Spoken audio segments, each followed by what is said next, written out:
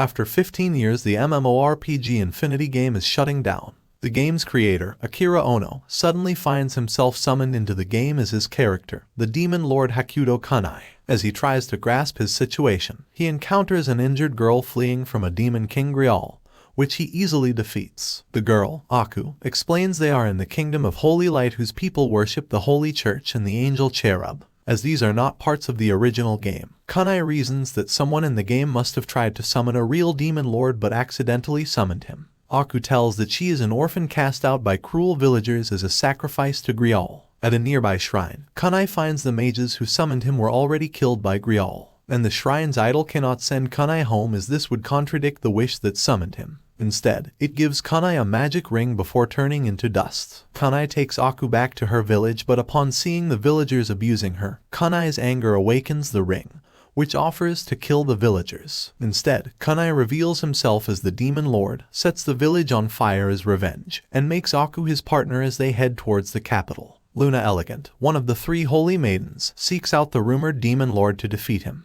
Owengel and his bandits, the moles, plan to ambush her and increase their reputation. Kunai plans to find another shrine idol, hoping a similar being to the one that summoned him could send him back home. The next morning, the moles lay in wait for Luna's envoy, but Kunai and Aku fall into the trap first. Kunai mistakes Owengel for his boss from the real world, causing them to have a confused conversation. This is interrupted by Luna, who forces the bandits to retreat while Kunai realizes he can be injured by Luna's magic. Irritated by her arrogant, childish attitude, Kunai defeats her soldiers, then punishes her by spanking her repeatedly and stealing her money. Upon reaching the city, Kunai uses Luna's money to rent a room at an inn and buys Aku food and new clothes, noticing Aku's heterochromia. Later they go dining together, and overwhelmed by his kindness, Aku asks Kunai if there was any way she can repay him. But an embarrassed and furious Luna catches up to them to demand the return of her money, but is forced to calmly join them for dinner when threatened with a second spanking.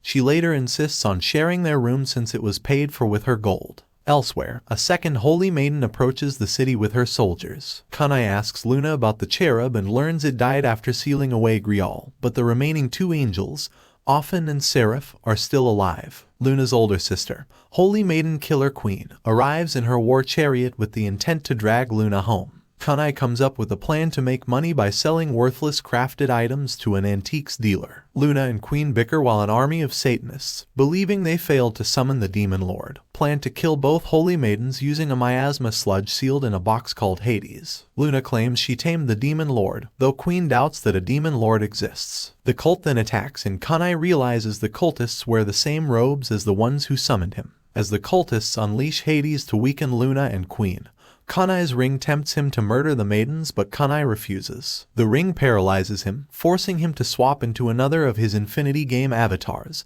Zero Kirisama, at the cost of Zero controlling himself. Zero defeats the cultists, and Queen instantly falls in love with him after he treats her like a woman instead of a warrior, and decides to make him her husband. Zero leaves and turns back into Kunai, who is mortified at ever having created such an embarrassing character. Luna decides to continue traveling with Kunai and Aku while elsewhere. 2 bounty hunters debate whether to accept a job hunting the demon lord, but decide on a bounty on killing sand wolves instead. While traveling aboard Luna's carriage, Kunai disguises Luna as a schoolgirl so she won't draw attention. The 2 bounty hunters, Swordwoman Mikan and cross-dressing mage Yukikaze, are in the area hunting sand wolves for their bounty, but the pack is too large and they flee. Kunai, who happened to be nearby, defeats the wolves for skill points, then leaves. Kunai notices Aku's leg has healed badly, causing her to limp. He uses his skill points to summon one of his NPC aides, Yukarino, a doctor and scientist who, despite being a genius,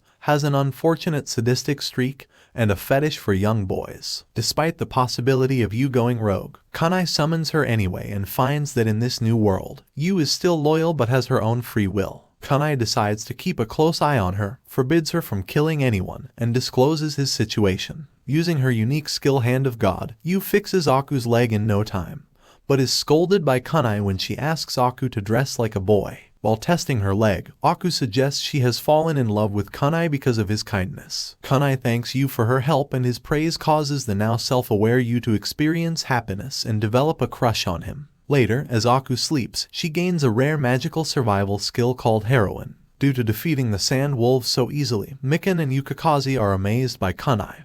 Though Mikan is irritated they lost the bounty. Meanwhile, Utopia, founder of the Satanist cult, after learning a demon lord killed Grial, decides to appease Hades by offering all the capital's citizens as sacrifices. Kunai and the others visit Luna's province, specifically Rabbi Village, which is extremely run down as Luna has been letting the Holy Church manage it for her. Kunai suspects the church deliberately gave her the least valuable territory to keep her out of the way. He decides to improve the village by adding a hospital and hot spring. He removes the useless church manager and learns the village is populated by demi-humans called bunnies, whom the church consider inferior. The bunnies are struggling to farm the poor quality soil, so Kunai uses skill points to provide an unlimited source of water and better fertilizer. Elsewhere, Luna's oldest sister, Holy Maiden Angel White, debates on the danger Kunai may pose. Dona, the head noble, is determined to punish Kunai to please his fellow nobles, while the head soldier, Martial Arts, prefers to wait and see what kind of man Kunai is for himself. Killer Queen barges in, still hopelessly obsessed with Zero,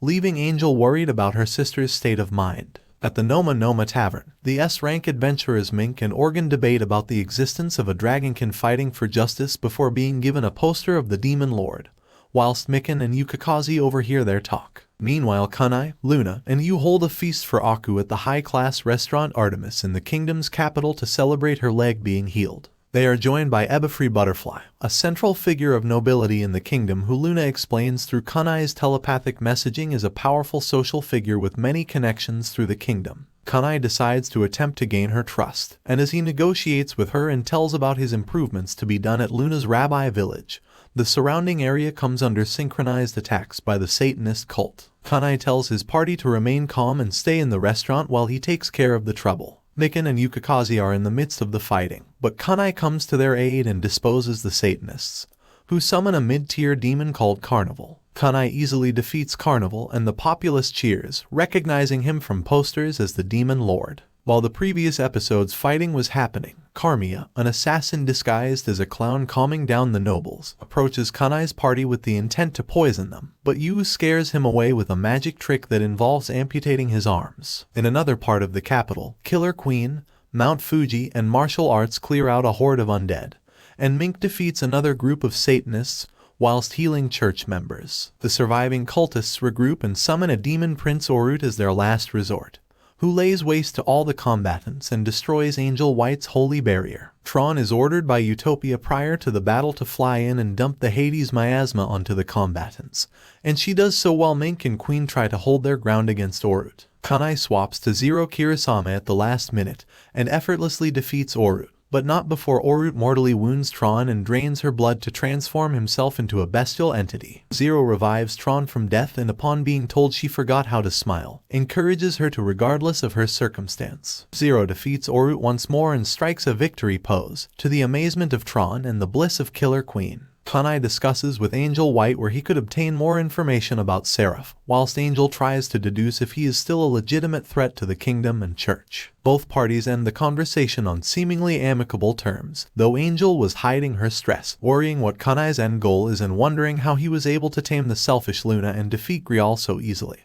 whom Kunai called more like a cheap imitation than a demon king. Kunai finds he has collected enough skill points to summon a second NPC into the world and unlock the ability to teleport to familiar locations. He and Aku visit the church library to read up on the angels that allegedly created the world, but also to find ways to give himself resistance to magic, which did not exist in the futuristic setting of Infinity Game. A story he reads to Aku about a dog finding rare treasures in a dungeon gives Kunai the idea of such a possibility. On their way back, Tron finds Kunai and identifies him with Zero, insisting on traveling with him for saving her life. The group teleports back to Rabbi Village and Kunai instantly constructs a hospital and hot springs resort, noting they are somehow still able to operate without a source of electricity, with the intent of employing the residents. He summons his aide Asami Tahara for his fast learning capabilities and marksmanship skills to protect Rabbi Village. Asami Tahara is summoned by Kunai late at night and is immediately taken aback by the unfamiliar world around him. Asami is taken into the resort and briefed on the situation,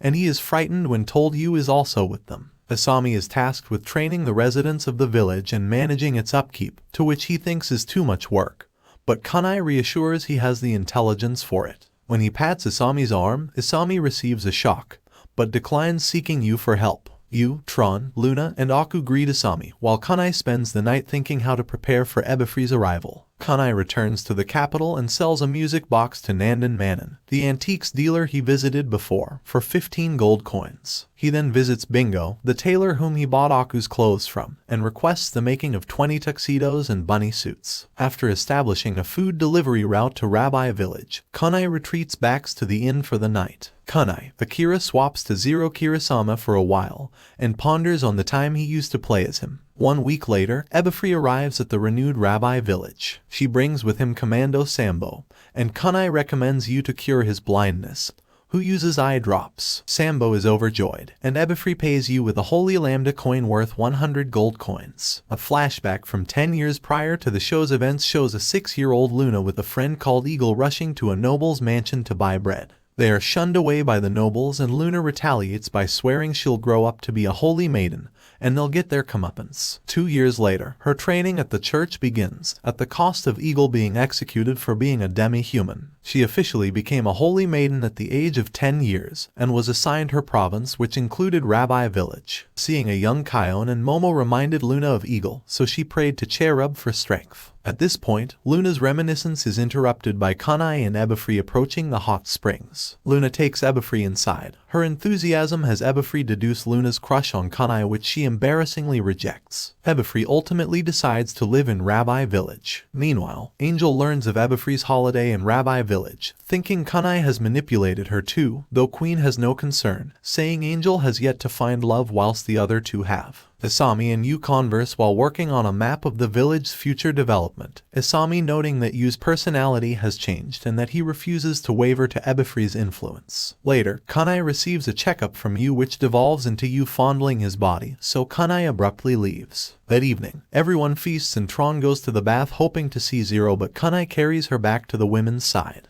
After bathing, Aku goes to sleep with Kunai, who is later joined by Luna making her own excuses to sleep with him. Kunai leaves the village to explore the capital again, leaving a letter behind for Luna and Aku telling them to not look for him. Yukikaze and Mikan encounter him there, and Yukikaze insists on inviting Kunai to his favorite tavern Noma Noma, where everyone treats Kunai to food and drink out of gratitude for defeating Carnival. Perturbed by Yukikaze's perverted mannerisms, Kunai states he is unfamiliar with the land's customs and adventurous system. Yukikaze and Mikan tell Kunai about the guild accepting requests and receiving fees, having monster parts sold, rankings, other guilds competing for the attention of high-rank adventurers, and mercenary work. Kunai compares this business to professional sports and notes the relative instability of the occupation. Yukikaze also mentions the current state of wartime makes traversing the northern territories difficult. Item classification is also elaborated: normal, solid, high-end, unique, legendary, and ineffective mass-produced items. Kunai decides to travel north, and Yukikaze volunteers, Kunai reasoning his need for an experienced guide.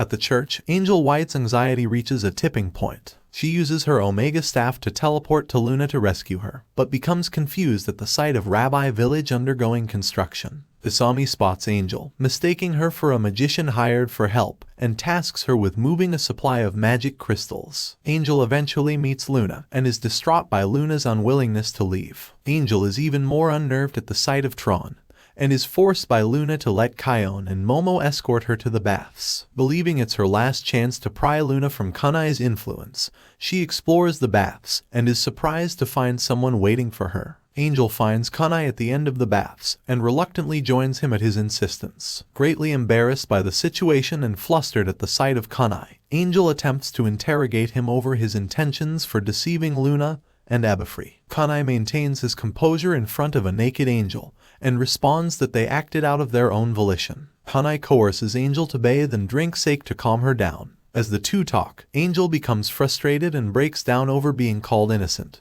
hard-headed, and ultimately admitting she is incompetent in managing the kingdom well on her own. Kunai gifts her an angel halo in a final effort to reassure her before leaving, noting she is the only holy maiden able to reflect her title. After the bath, Kunai uses his teleport skill and the two reappear back at the capital's castle, which Angel mistakes as the same miracle power she used to go to Rabbi Village. Further compounding this confusion, Kunai confides to Angel that the reason he wants to learn about Seraph is because he believes that Ophanim summoned him to this world, thinking back to the shrine idol. All of Angel's misunderstandings come together to confirm Kunai's identity as Lucifer. As Kunai takes his leave, a smitten angel promises to guide Kunai back to what he once was. The next day, Kunai leaves Asami and Yu to the village's care as he departs to the northern city of Rookie with Yukikaze and Mikan. Upon arrival, they are greeted by a group of heroes led by an overweight young man in suspiciously modern clothing, and Kunai is repulsed by the sight. The episode ends with the tease to be continued.